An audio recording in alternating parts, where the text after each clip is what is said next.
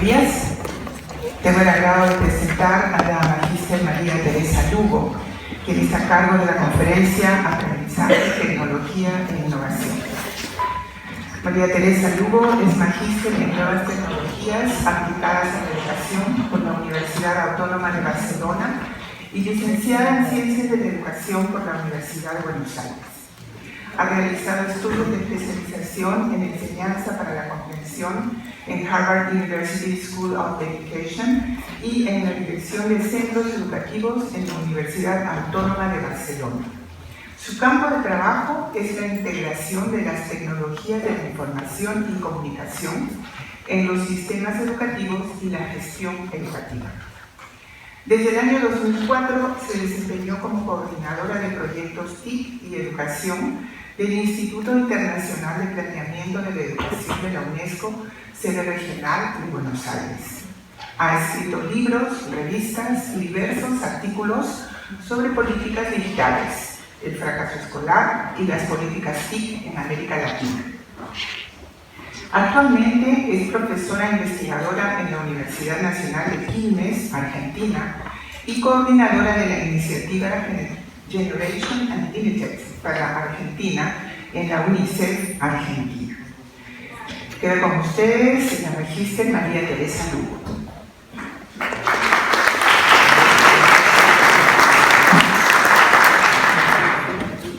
Bueno, hola a todos y a todas. Agradezco profundamente la invitación a la universidad, a EduTech, a Alberto Patiño especialmente y a todos los colegas que están aquí en este momento y que están escuchando esta conversación. Voy a plantear algunas cuestiones, o sea, mi enfoque es diferente. Han visto que yo me dedico fundamentalmente hace muchos años a la investigación y la evaluación de lo que son las políticas digitales en América Latina.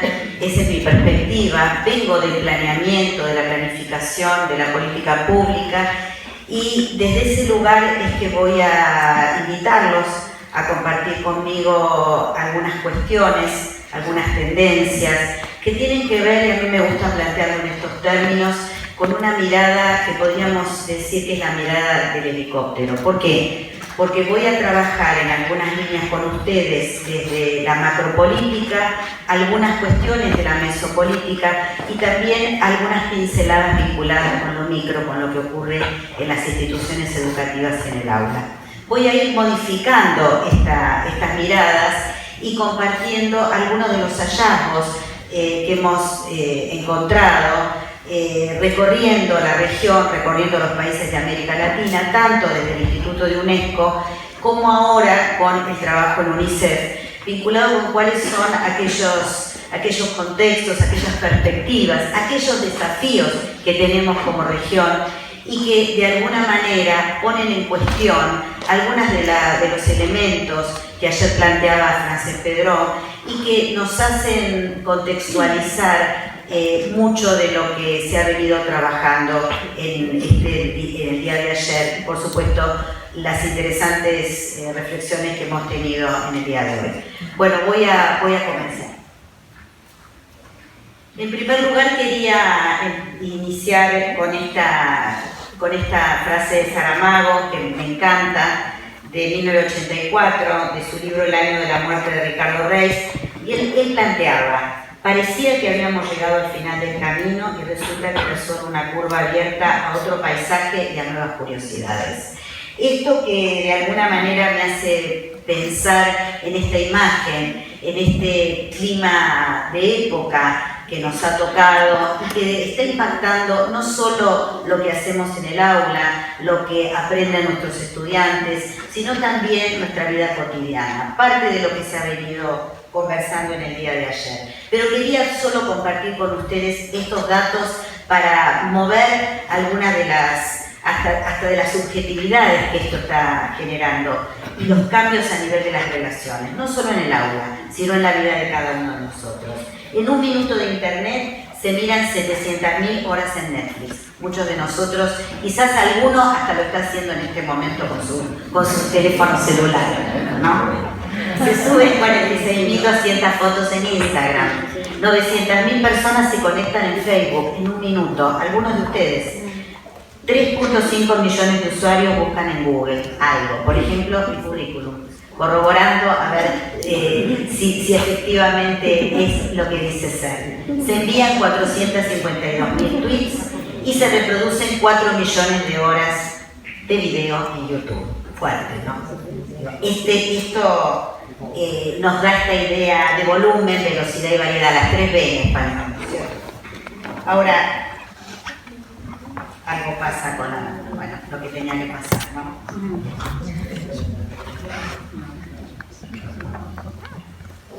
Aquí quedamos. Esto fue por la crítica que voy a hacer ahora a la retrata. Me parece que nos están escuchando. Efectivamente.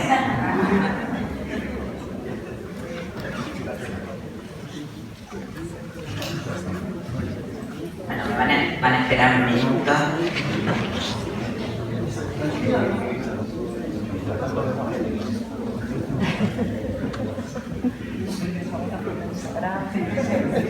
Yo tenía un director en la UNESCO, Juan Carlos Tedesco, que seguramente algunos de ustedes lo conocían, y él decía, una vez es casualidad, todo ya es tendencia. Esto ya me está preocupando.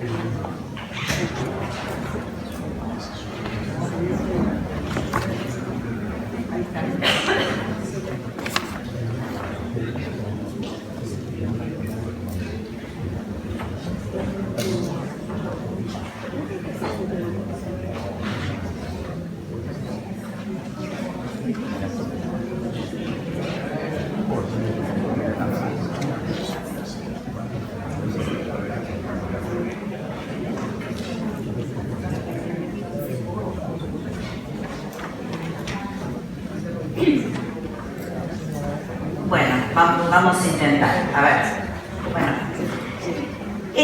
quiero conversar un poco esta idea de 3 ideas del cambio de época, ¿no? Esto, la Big Data, hay mucho de lo que hemos venido hablando aquí, inteligencia artificial, que se ha estado discutiendo. Y esta idea, en primer lugar, de que el pasado es obsoleto, pero el futuro es incertidumbre, y que creo que vale la pena volverlo a plantear, en esta idea a veces esperanzadora que traemos de las tecnologías. En segundo lugar, esta idea de que el tiempo se acorta y el espacio se achica con la cultura digital, y voy a tomar el tema de las mutaciones, que es la última cuestión. Y quiero, seguramente muchos de ustedes lo conocen, el último libro de Alessandro Barico. Barico empezó siendo un novelista, hoy creo que es uno de los ensayistas más importantes desde mi punto de vista, muchos pueden no estar de acuerdo, por supuesto, en relación con cuáles son los desafíos que se están planteando en relación con la cultura digital. Y en su último libro, publicado en español este año, se llama The Game en español, el libro. Él hace algunas reflexiones que quiero poner a consideración de ustedes en relación con este impacto que va a tener que ver con lo que yo hablé de las macropolíticas. Él dice esto, dice, es un mundo que tenemos, que no seríamos capaces de explicar, es una revolución cuyo origen y propósito no conocemos con exactitud. A mí me parece interesante esta segunda cuestión que voy a leer ahora y que va a tener que ver con algo que planteó la comentarista, la moderadora del panel anterior, en relación con lo que implica la generación de conocimiento. Porque si hay un punto donde la cultura digital hoy está realmente haciendo un valor y una diferencia, tiene que ver con la generación de conocimiento. Y vamos a analizar eso. Hacerlo todo más fácil, dice Barico, agradable, aunque con un gran despliegue tecnológico por debajo. Y toma el ejemplo del iPhone. Y me gustaba plantearlo desde este lugar del iceberg. Esta es una idea que él refuerza y que tiene que ver con esto que nosotros todos hablamos de la experiencia. Y él señala, y comparto esta idea, quizás polémica, que la figura mental de la cultura del siglo XXI tiene este formato del iceberg, donde el premio está arriba, y él toma este ejemplo del iPhone o de cualquiera de las aplicaciones, o esta idea del juego, por eso el libro se llama The Game, donde lo que tengo arriba parece tan sencillo, toco, pero lo que está por debajo es de una alta complejidad. Hay múltiples operaciones en la profundidad y que el esfuerzo está puesto en lo que tengo por debajo. Y perdonen que insisto con las frases, el libro es maravilloso, está muy bien escrito, da gusto compartirlo y compartirlo con nuestros estudiantes. Dice, la esencia de la experiencia había salido de las guaridas subterráneas, eligiendo la superficie como su hábito natural.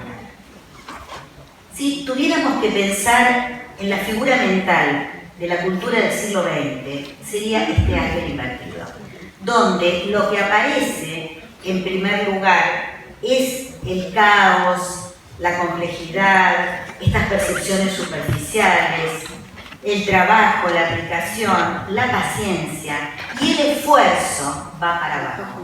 Es decir, el premio lo tenemos en el sentido auténtico de las cosas. Esta, digamos, confrontación entre el iceberg invertido y el iceberg como debe ser, digamos, es lo que, desde mi punto de vista, está haciendo que muchas de las propuestas en cada uno de nuestros países y en el aula de cada uno de nuestros países generen muchas veces estos movimientos y confrontaciones en dos modelos de generación de conocimiento totalmente diferentes. Pero esta cultura del game, esta cultura en el sentido de lo que parece fácil pero en realidad detrás no lo es, esta idea de la inmediatez tiene algunos componentes que van a estar reflejados en el modelo educativo y en el modelo de las políticas educativas con tecnología de los países de América Latina. Y ahora voy a este punto. Ecología de dispositivos, nada que no conozcamos, las nuevas relaciones con la música, las imágenes, los textos, cómo las editoriales y las discográficas han tenido que reconvertirse en este nuevo ecosistema digital, las publicaciones amistosas, las redes, la interactividad, la producción permanente de contenidos nuevos, todo lo que hemos estado escuchando ayer y que hoy seguramente van a seguir profundizando por la tarde y que nos habla de este iceberg invertido y este iceberg, digamos, en su posición natural y que confrontan dos modelos profundos de entender la cultura, de entender la política, de entender la economía. Y como yo dije, no todo lo que reluce es oro. Dije antes que esto que no se podía ver la presentación iba a tener que ver con algunas cuestiones que quiero ser clara en relación a cuál es mi posición y donde creo que mucho de lo que aparece en relación con la tecnología está ocultando estas cuestiones. La infoxicación, esta idea de que estamos cada vez más controlados, lo que planteaba Frances ayer, ¿no? En relación con China y el ejemplo de la inteligencia artificial aplicada a la educación, y que creo que también tiene que ser parte de una ciudadanía digital y parte de lo que enseñamos en cada una de nuestras instituciones educativas, y que creo que como educadores tenemos la responsabilidad de poder trabajar con nuestros estudiantes comprendiendo el mundo que nos rodea hoy. Y doy solo el ejemplo de lo que se llama el grupo GAFA, ¿no? Los 5 grandes, Google, Microsoft, Facebook, Apple y Amazon, quienes de alguna manera están en muchos casos marcando lo que hacemos, lo que nos gusta, lo que decidimos. Esta idea, no quiero demonizar las tecnologías, pero voy de nuevo a Barico, me parece que es parte de plantear, vuelvo a reforzar esta idea, sin demonizar, comprender el mundo que nos rodea. Esto creo que nos lleva a pensar también cuáles son los mapas de la desigualdad, ¿no? En esto de que no todas son buenas noticias. No quiero arruinarles la mañana, yo suelo ser muy esperanzada, creo firmemente que la tecnología direccionada con un sentido pedagógico, direccionado con un sentido de calidad de la educación, democratizando el conocimiento y desde una posición ética en relación con lo que hacemos, es hoy una ventana de oportunidad para algunas de las transformaciones necesarias en nuestra región, que como todos sabemos no somos los más pobres, pero sí los más desiguales y los más heterogéneos. Y desde ese lugar es que quiero plantear estos mapas de desigualdad que hoy hablan de que en el mundo hay mejor acceso a telefonía móvil que a agua y electricidad. Ayer en alguna de las estadísticas que planteaba Francés se veía esto en relación con Perú, pero muchos de los países de la región tienen estas desigualdades que van a estar reflejadas en las condiciones, yo diría, las condiciones de posibilidad de que mucho de lo que hemos estado conversando en el día de ayer y lo que vamos a conversar en el día de hoy en este evento van a tener que ser problematizadas en relación con cuál es el contexto de posibilidad de cada una de estas ideas. Y si en América Latina seremos para el 2020, es decir, el año que viene, la segunda región con mayor cantidad de teléfonos inteligentes, vuelvo a reforzar esta idea de que tenemos en nuestras manos una oportunidad importante y que en muchos casos estamos dejándola de lado, sobre todo para la gran deuda pendiente que tiene América Latina, que es la cuestión de la conectividad. Exceptuando el caso de Uruguay, el resto de los países, más acentuado o más atenuado, todos presentan serias dificultades en la realización del acceso a Internet. Esto lo voy a tomar más adelante, pero quería plantearlo porque creo que es parte de una agenda de derechos poder comprender que hoy necesitamos una Internet estable, una Internet de bajo costo y una Internet que pueda estar a disposición de cada una de las instituciones educativas. Tecnologías móviles, se habló bastante ya de este tema, quería simplemente reforzar el tema de la brecha de acceso que se está achicando en la región, fundamentalmente a partir de los programas y de las políticas que hay mirando el mapa de América Latina, pero que tiene un correlato donde aún en zonas más vulnerables, con sectores más pobres, sigue habiendo menor calidad en el acceso a la conectividad y menor calidad en el acceso a los dispositivos. Esto sigue ocurriendo. Otra cuestión que quería reforzar tiene que ver con la brecha de apropiación, de capital cultural. O sea, como sabemos, no es lo mismo tener un libro que saber leer. Y en ese lugar, yo diría, hoy el capital cultural pasa a ser el gran diferencial en qué hacemos con la tecnología. Sin embargo, me voy a adelantar y voy a decir que una de las cuestiones en el ciclo de las políticas digitales en América Latina tiene que ver con un fenómeno que está ocurriendo hace aproximadamente unos 5 años, y es la aparición a nivel de los diseños curriculares de lo que es pensamiento computacional o ciencias de la computación. Ahora voy a retomar este tema, pero me parece que es una cuestión alertar, y alertar en el buen sentido lo planteo, a pensarlo desde un lugar cómo vamos a integrar estos saberes vinculados con las ciencias de la computación y qué implica en relación con esta brecha de apropiación. No solo ser, voy a tomar a Dewey para esto, no ser solamente usuarios, quizás usuarios críticos de la tecnología, sino poder ser lo que en español, en la traducción no es muy feliz, pero se habla de manipuladores de la tecnología, en el buen sentido, es decir, poder crear tecnología. Y en esto el pensamiento computacional o las ciencias de la computación nos están permitiendo a nivel de currículum básico, como ya están haciendo algunos de los países de la región, comprender el mundo que nos rodea y poder apropiarnos de la tecnología de una manera mucho más potente. Hablo de los mapas de la desigualdad. Otra vez. Evidentemente no es un tema, si alguien me ayuda.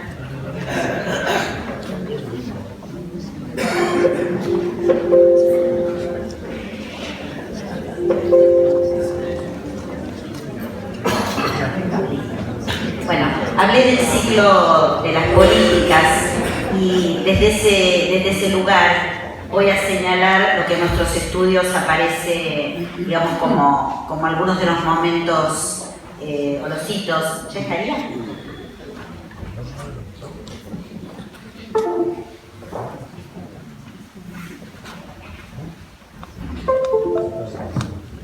Ahí vamos. 3 momentos. Un primer momento, mediados fines de la década de los años 2000, con la salida del modelo de laboratorio. Ayer justamente se comentaba en una de las mesas que escuché sobre competencias digitales este tema del laboratorio, y que lo llamamos de la formación de usuarios a la gestión de la información. Toda esta primera etapa, que digamos duró en América Latina unos cuantos años, se resignifica a fines de la década del 2000 con lo que llamo el boom del 1-1. Es decir, muchos de los países de América Latina inician procesos vinculados con lo que sería una computadora por estudiante o One Laptop per Child, y después va resignificándose en programas muy importantes como, vuelvo a nombrar el Plan Ceibal, también computadores para educar en el caso de Colombia, el caso, bueno, en Perú también, lo que ha sido en Argentina el programa Conectar Igualdad, solo para dar algunos nombres de políticas que han sido significativas y que podemos, lo he definido de esta manera, del énfasis en lo social a las búsquedas pedagógicas como su mayor preocupación, es decir, cómo con las cuestiones vinculadas con el acceso y la democratización del conocimiento se pasa a un momento donde el sentido pasa a ser las búsquedas del impacto hacia lo pedagógico. Y estos últimos 5 años, que es lo que señalé hace unos minutos, vinculado con la aparición, que es lo que estamos viendo en este momento, de la inclusión a nivel de los diseños curriculares del pensamiento computacional, o en algunos países de la integración de lo que es las ciencias de la computación, ya sea como un campo disciplinar específico o en algunos casos transversal al currículum. Lo que había hasta este momento eran iniciativas extracurriculares, es decir, los famosos talleres de robótica, la programación para preparar en clubes de ciencia, olimpiadas. Lo que estamos viendo hoy, estamos en este momento con esta tendencia que es cada vez más fuerte, que es con la inclusión de estos saberes y que permiten de alguna manera, o esa es la intención, no solo comprender el mundo que nos rodea en relación con las fake news y otras cuestiones, sino también pasar de usuarios críticos a creadores de tecnología. No se trataría, para muchas de estas políticas que hoy vemos vigentes en la región, de generar programadores, sino que, digamos, porque esto está pensado para la educación básica, sino es poder generar, y voy a retomar lo que escuché en el panel de ayer en relación con las competencias digitales, poder tener elementos mucho más y herramientas mucho más potentes para que nuestros estudiantes puedan realmente ejercer una ciudadanía digital y que puedan ejercer su derecho a la educación. Desde ese lugar, como dije, tenemos mucho, no solo son, digamos, el lado oscuro de la tecnología, sino que sigue siendo América Latina una región muy proactiva en la integración de tecnología en sus sistemas educativos. Esto, a pesar de que entre la mitad y un tercio de los alumnos hoy no tienen acceso a Internet nunca, esto hace que podamos imaginar algunas brechas y desafíos pendientes. Y aquí quisiera detenerme. En primer lugar, en esta mirada del helicóptero voy a hacer algunas cuestiones vinculadas con la macropolítica. ¿Qué encontramos hoy en América Latina? Bueno, en primer lugar, la necesidad de definir objetivos más a mediano y largo plazo con las políticas digitales en educación. En segundo lugar, poder trabajar esta idea de la sostenibilidad de las políticas. Pensarlas como políticas de Estado que puedan ir articuladas a lo que son los grandes desafíos de lo que es hoy la Agenda de Educación 2030 y los Objetivos de Desarrollo Sostenible. Fortalecer la multisectorialidad. Esto es lo que estamos viendo, que en muchos de los países de la región lo que ocurre es que aparece exclusivamente pensado desde el sector educación, y esto lo que hace es que además no estén tendidos los puentes para pensar una política integral donde lo público y lo privado esté trabajando de manera, yo diría con sinergias. Desde mi postura y desde la posición de los grupos de investigación con los que estamos trabajando, el Estado sigue teniendo un lugar fundamental para poder direccionar las demandas, es decir, saber qué necesitamos del mundo de la industria, del mundo de las corporaciones, del mundo de los contenidos digitales a nivel de las empresas, y esto necesita un trabajo mancomunado, pero también la direccionalidad más político-ideológica y político-estratégica. Yo creo que entender esto es pensar la educación como bien común, entenderla desde una agenda de derechos, que nuestros estudiantes puedan acceder a la educación, a una educación de calidad, que puedan aprender nuevas cosas y también de una manera diferente, pero para eso es necesario redefinir algunas cuestiones. Creo que esta idea de las habilidades del siglo XXI o habilidades digitales pueden ser un elemento que nos permita direccionar y la toma de decisiones entendiendo la tecnología no como el árbol que tapa el bosque. Muchas veces recorriendo la región me encuentro con situaciones donde lo que ocurre es un modelo de planeamiento, yo vengo desde la planificación, que podríamos denominar solución busca problema. Aparece una solución tecnológica y lo que vemos es que, digamos, lo que son las administraciones educativas ven a qué problema educativo van a articular esa solución tecnológica. Yo los invito a que hagamos un proceso al revés, y en esto voy a tomar una idea de Jacques Lacan, un psicoanalista francés que no habla de tecnología como Saramago, pero que nos va a ayudar a entender el proceso de conocimiento, y si yo lo veo en relación con la planificación de las políticas, tomo esta idea. Él decía que para conocer hay que ver, comprender y actuar. A veces lo que hacemos, y esto se ve a nivel de las administraciones educativas, ver, actuar. Es decir, veo una solución y paso a implementarla automáticamente. Esto nos ha pasado con muchos de los, digamos, de las soluciones tecnológicas, y que implica también a nivel del aula un desafío.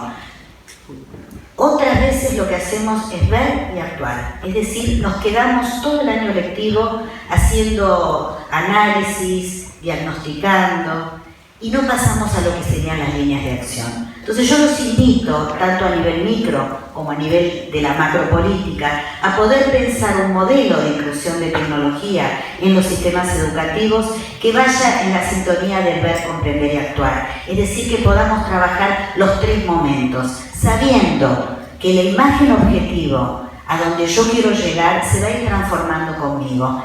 Esta es una postura vinculada con una manera de intervenir tanto a nivel de la política como a nivel del aula, que va a implicar algunas, yo diría, algunas definiciones o cortes del orden del epistemológico. Y es, en primer lugar, saber que a medida que planifico, yo como planificador también me estoy modificando. Que el objeto de la planificación no está disociado de mí mismo.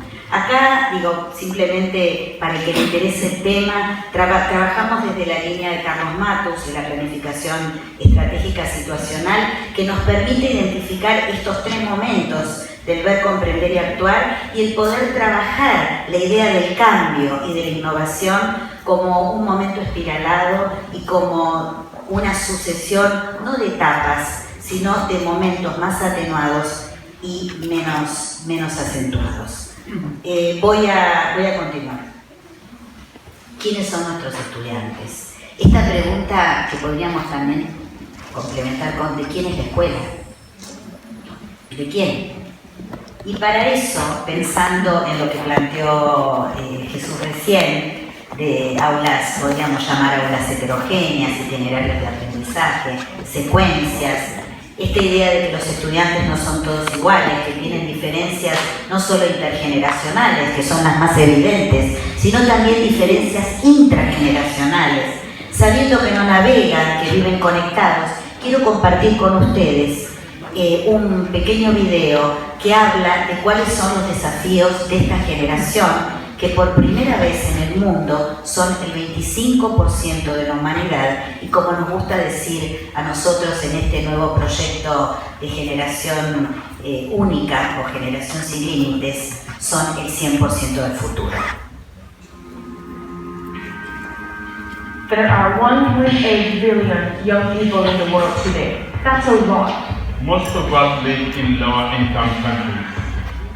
200 million of us are in secondary school. A lot of us didn't even finish primary school. Even the nearest school can be too far. A waste of time. Unsafe. There are more of us, but fewer of us are working. I couldn't find a job. I'm not allowed to have one.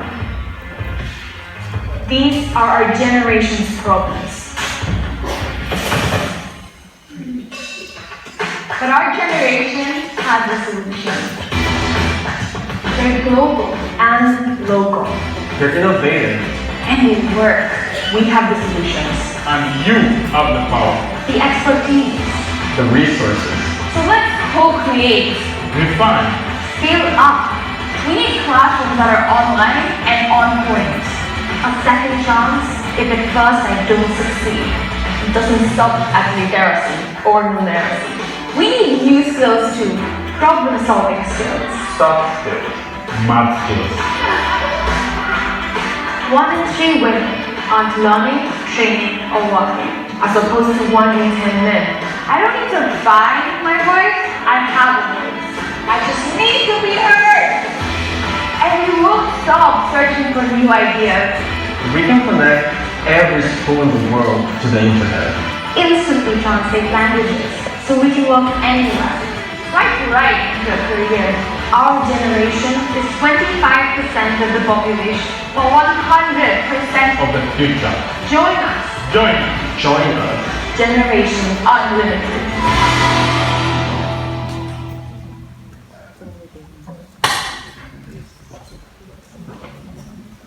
Estos son nuestros estudiantes. De alguna manera esta invitación tiene que ver con el compromiso de algunas cuestiones. En primer lugar, reconocer que los y las estudiantes que hoy tenemos en las aulas tienen su voz y que tenemos que escucharlos, no solamente para las clases, sino también para la planificación de las políticas. En segundo lugar, reconocer que necesitamos atender a lo que es la brecha de género y la tecnología. Esa brecha es una brecha delicada y que está invisibilizada en muchas de las agendas de los países de la región. Es importante que lo tengamos en cuenta porque a nivel mundial hay un 14% menos de probabilidades que una mujer tenga un celular que un hombre. Algo que es tan casi universalizado como es la tecnología móvil. Esto es solo para dar este dato. Voy a dar otro dato de Wikipedia. En Wikipedia en español, solo un 20% son editoras de páginas, inclusive vinculadas con mujeres. 20% sobre un 80% que son varones. Esto nos habla, esto es un dato quizás que para ustedes resulte menor, pero este 2080 de la Wikipedia en español me gustaría que lo tengamos en cuenta para pensar cómo hacemos para que nuestras niñas y nuestras chicas puedan hacer realmente, tomar estas competencias digitales y no dejar de lado lo que hace a la brecha de género y la tecnología. Ni hablemos en el ingreso a lo que son las carreras de ingeniería y las STEM, y también en relación con los puestos de trabajo en las empresas de tecnología. Cuando yo decía que no todo lo que reluce es oro, me refiero también a trabajar la brecha de acceso, a trabajar la brecha vinculada con la apropiación y con el capital cultural, donde el sistema educativo tiene mucho para hacer y nosotros como educadores un lugar fundamental, pero también atender a esta brecha de género. ¿Qué hacer? Acá tomé esta idea de Hopkins de capacidad y estrategia, donde de alguna manera resumo ya en la última parte de la presentación algunos de los elementos que estuve trabajando. Las agendas en función de la educación como un derecho, como bien común, garantizar una educación inclusiva y equitativa de calidad, pensar la calidad que no es solamente medir resultados de aprendizaje, esto nos sirve, pero también poder trabajar en relación con los procesos y con lo que implica llegar a determinados resultados de aprendizaje. La calidad vinculada con lo que podemos llamar la promoción de oportunidades de aprendizaje, pero también me interesa este tema de colaborar, garantizar una educación que garantice los proyectos de vida potente, el empleo digno y el trabajo. Especialmente para este 25% de la humanidad que son nuestros jóvenes y nuestros adolescentes. Yo creo que hoy trabajar en relación con esta articulación nos hace revisar, por ejemplo, lo que es hoy la economía de plataformas, vinculada con algo que todos usamos y que nos resulta muy cómodo, como Uber, como Pedido Ya, como Globo, todas las empresas que hoy están de alguna manera trabajando con estas plataformas, pero que en muchos casos, y esto hay países ya de la OCDE que están revisando los marcos regulatorios del trabajo para que no se transformen en espacios de precarización. Cuando hablo de desigualdades con la tecnología también estoy hablando de esto. Por eso pensar una educación de calidad implica también revisar estas cuestiones y estar atentos a no minimizar y no, yo diría, no invisibilizar todos estos elementos que hacen a entender la cultura digital de hoy y el mundo que nos rodea. Y para eso, ya en el último tramo, voy a presentarles, algunos ya se han acercado a decirme que la conocen, lo que ha sido una herramienta que hemos trabajado y que hemos desarrollado desde UNESCO, que tiene que ver con la matriz TIC, la llamamos en su momento, que hoy ya está actualizada y que implica algunas de estas cuestiones vinculadas con la cultura digital. En ese momento, cuando lo escribimos, en el año 2006, no había inteligencia, o sea, no hablábamos de inteligencia artificial, no hablábamos de la Big Data en educación, ni muchas de estas cuestiones. Hoy, y por supuesto no incluíamos el pensamiento computacional y las ciencias de la computación como un elemento central a nivel de los sistemas educativos. Hoy lo estamos incluyendo. Y simplemente para dar una pincelada e invitar a la conversación, presento esto que yo siempre lo denomino como las 5 puertas de entrada, porque de alguna manera no es necesario entrar en ningún orden establecido para poder planificar determinadas cuestiones. Y acá voy a hablar más de la micropolítica. En primer lugar, la conducción, gestión y planificación. La segunda tiene que ver con el corazón curricular. ¿Qué aprendemos? ¿Qué enseñamos? ¿Cómo lo hacemos? Todo lo que hace a las prácticas educativas. No me voy casi a detener porque ha sido la presentación de Jesús, tomó esto y que me parece que no es necesario redundar. Desarrollo profesional, docente y directivo. Cultura digital, infraestructura y conectividad. Algunas de las pinceladas ya las fui dando, simplemente voy a ordenar algunas ideas. En primer lugar, el cambio se puede gestionar. Esto que aparece, que tiene que ver con el modelo de innovación, y como se dijo ayer, innovación tecnológica no es innovación pedagógica. Sin embargo, necesita algunos ajustes. ¿De qué manera? Les voy a proponer identificar en primer lugar lo que llamamos en planeamiento los portadores de la innovación. Estos que pueden levantar hoy la bandera y que son aquellos que, y fíjense esta cuestión, muchas veces inician el proceso. Pero yo creo que hoy, sobre todo con el tema del pensamiento computacional, los que más nos están ayudando son los que no piensan como nosotros. Es decir, esta posibilidad de lo que algunos autores denominan ayuda en contra. Aquel que hoy no está de acuerdo en mi equipo docente, en la universidad, en el colegio secundario, inclusive a nivel de educación inicial, donde ya se están incluyendo algunos de estos elementos, me está dando elementos y aristas de la posición de los distintos actores que me sirven más para pensar mi proyecto pedagógico, mi proyecto digital o la política inclusive, más que aquellos que están a favor. Esto lo planteo porque muchas veces entendemos esto entre comillas como la resistencia al cambio a nivel de algunos profesores como un factor en contra. Es difícil, no tengo dudas, es más fácil trabajar con los que están de acuerdo conmigo, pero si estamos hablando de aulas heterogéneas, de aulas empoderadas, de reconocer la diversidad que hoy puebla las aulas de América Latina, los invito a que también lo pensemos a nivel del desarrollo y el diseño de los proyectos pedagógicos y también de las políticas. Y desde ese lugar, y pensando esto de solución busca problema, y más bien identificar algunos problemas educativos y ver cuál es la solución tecnológica más adecuada, y aquí estoy hablando tanto a nivel macro como a nivel micro, yo les recomiendo que podamos reforzar esta idea de la poca formación de los cuadros directivos y de las conducciones de las instituciones.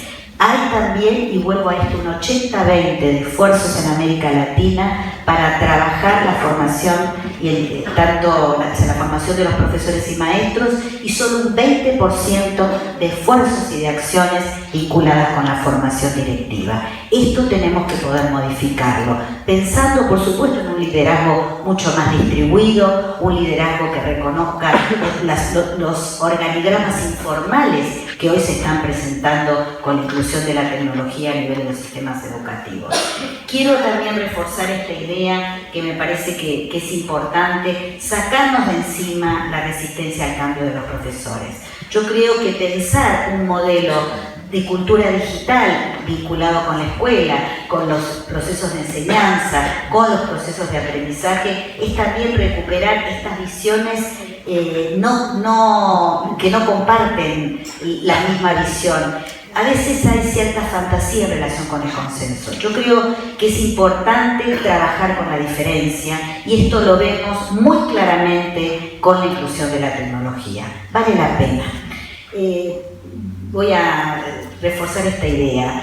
La escuela de Frankfurt, que pienso que todos la conocen, por supuesto, voy a tomar esta idea de Habermas, uno de los investigadores principales, que hablaba de la comunicación. Callayer, francés, habló de la investigación que hemos hecho en UNESCO del 33. Creo que es fuerte esta idea de reforzar las propuestas de formación para los docentes situadas en el centro a partir de los problemas. Lo mismo que recomendamos para las políticas públicas. Trabajar a partir de 2 o 3 problemas eje que tengamos que resolver y ver de qué manera la tecnología ayuda y favorece para la resolución de esos problemas.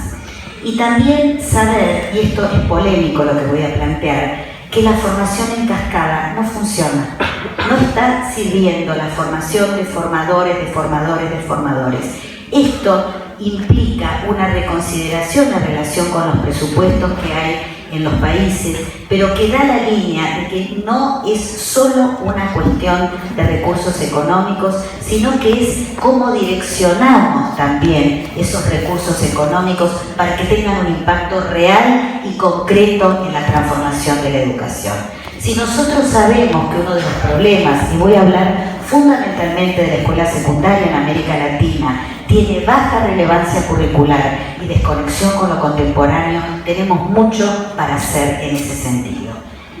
Poca formación directiva, como dije, y otra cuestión antes de pasar ya a las 2 últimas pantallas, y es la proporción nuevamente 80-20 que hay en esfuerzos de los países en lo que es la formación permanente de sus profesores y maestros, que es un 80%, y hay solo un 20%, según los estudios que hemos hecho, de esfuerzos vinculados con la transformación de la formación inicial. Esto es una invitación a las universidades, una invitación a los ministerios, para que puedan prestar atención a cómo se están formando en América Latina nuestros maestros y nuestros profesores, y tomar esto como un compromiso a mediano y largo plazo, porque esto va a llevar un tiempo que de alguna manera la formación permanente intenta luego recuperar o saldar. Entonces, esta proporción de 80-20 también es algo que quiero compartir para este evento y que me parece que es un punto también de esperanza, porque va a tener que ver con cuál es el lugar como educadores, como instituciones, como universidades, como educación superior en ese desafío. Entonces yo creo que hay que apostar a la educación inicial, a cómo se están formando hoy, con qué matrices de aprendizaje y con qué matrices de enseñanza estamos trabajando con nuestros profesores y maestros. Finalmente quiero ir... Bueno, con el último punto, que tiene que ver con la conectividad y que es muchas veces el árbol que tapa el bosque. Y lo quise poner al final, no porque sea un punto que no me interesa, sino porque creo que vuelvo a esta idea de la deuda pendiente. Yo creo que hay condiciones, que son condiciones laborales, que son condiciones de trabajo docente, que son condiciones de infraestructura, que no son menores. Cuando hablo de una Internet como derecho, una Internet que pueda estar en cada uno de los centros educativos, me refiero que desde mi punto de vista no es lo mismo, y con toda la amplitud que tiene el término, no es lo mismo una escuela conectada que una escuela sin conexión, no solamente de Internet. Y desde ese lugar sería este último punto de la cultura digital, que habla de las escuelas como nodos de una red de conocimiento, como se dijo en la ponencia anterior, donde podamos pensar esta idea de que estamos juntos y estamos, como decía el video, codiseñando soluciones, no porque seamos más buenos, no porque sea más lindo, sino porque en definitiva juntos somos mucho más inteligentes. Esta idea de inteligencia distribuida es con lo que me querría quedar para terminar estas palabras. Agradecerles muchísimo a todos la atención, la presentación queda a disposición y sobre todo saber esto, que juntos somos mucho más inteligentes.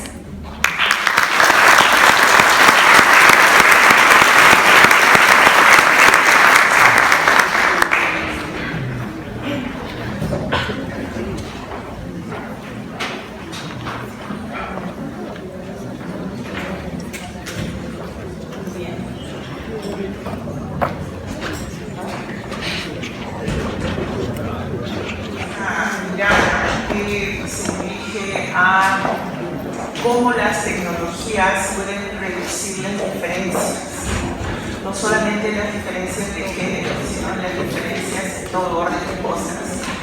Cómo hay que contemplar también este desigual acceso que hay a las tecnologías. Y cómo también ella enfatiza en que debemos pasar de ser usuarios críticos, a ser creadores de tecnologías para la solución de problemas. Bien, no me voy a demorar más y voy a pasar de frente a las preguntas porque estamos con el tiempo totalmente vencido esta mañana.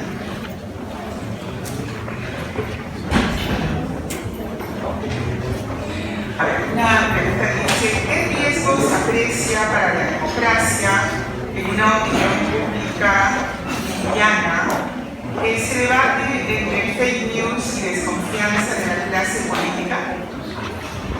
Bueno, es un tema sumamente actual, ¿no? El que plantea, no es una pregunta, yo creo que el que la hizo está conversando conmigo en ese punto. Yo no sé si hablaría de riesgo, les recomiendo el libro de Barico. Yo creo que es prudencia lo que tenemos que tener, comprensión y la responsabilidad de poder enseñarle a nuestros estudiantes esto que estábamos conversando.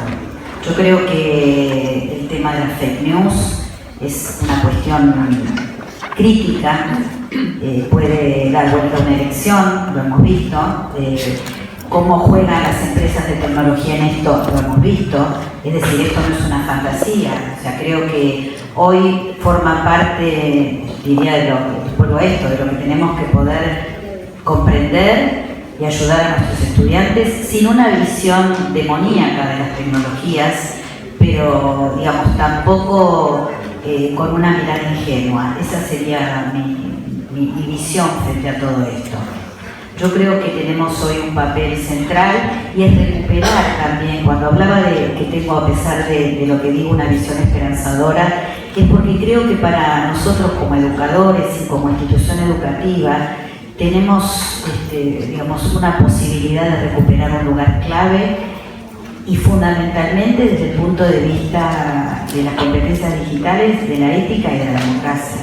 Entonces me parece que desde ese lugar hoy tenemos mucho para hacer y yo me alegro que tengamos mucho para hacer porque no me parece una cuestión menor. voy a guardar las preguntas. Sí, creo que no vamos a tener tiempo de responder todas, estoy tratando de unir algunas. Discúlpame, ¿puedo seguir? Porque ya lo estoy tratando de hacer. ¿Puedo seguir la conversación por Twitter? Con muchos de ustedes que ya están mandando, así que las guardo y por ahí después, antes de subir al avión, por ahí las voy a seguir en esta conversación ampliada. Muy bien, entonces una última pregunta.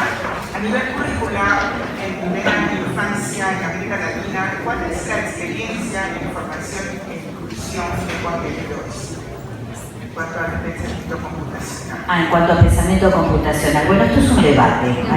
Hay mucho debate en relación a cuándo incluir el pensamiento computacional, en qué inicio del ciclo. Hay algunas iniciativas, digamos, de inclusión a nivel de educación inicial, pero hay también, lo quiero decir, hay polémica en relación con esto, ¿no? En Argentina ahora ha anunciado la inclusión de pensamiento de robótica y programación en nivel inicial, pero no se ha todavía implementado. Yo creo que podemos hablar a nivel inicial de una sensibilización de algunas cuestiones primeras para ir trabajando algunos aspectos, pero vuelvo a decir, el tema del pensamiento computacional y ciencias de la computación es un debate que hay que poder generar un debate informado y fundamentado. Uruguay, ¿hay alguien de Uruguay en este momento aquí? ¿Dónde está Alesia? Hola. Bueno, vos tenés más para contar en relación a lo que está haciendo Uruguay. No sé si querés mínimamente comentarlo, porque me parece que sos la persona indicada. Bueno, no sé, sí, de hecho ayer estuvimos conversando en el panel en el que parte sobre el caso de Transilvania, la corrupción, las primeras perspectivas, y de hecho desde en los últimos años se ha empezado a trabajar fuertemente en toda una serie de programas que apuntan a reforzar y a responder a desafíos puntuales y una robótica de pensamiento computacional. Hay un fuerte foco también efectivamente en favorecer la motivación de los estudiantes y docentes. De hecho, en este momento están teniendo lugar las Olimpiadas de Robótica, que van a tener lugar durante el próximo corte que en estos pasados días a una ONU inclusive. Entonces, es uno de los elementos de lo que se puede decir que es un sistema de innovación que se ha generado desde los 13 años de existencia del festival. Así es. Vuelvo a decir que hay distintos modelos de inclusión en el mundo y en la región también, de ponerlo, digamos, como pensamiento computacional, como transversal, o el debate es si tiene que ser un espacio disciplinar, un campo disciplinar específico dentro del currículum. No voy a ahondar porque esto llevaría a otra conferencia, pero sí creo que es algo que tenemos que estar atentos, porque desde mi punto de vista esto es uno de los elementos de este tercer momento del ciclo de las políticas digitales en la región. Muy bien, muchísimas gracias a la profesora María Teresa Lugo y a todos los presentes por su asistencia.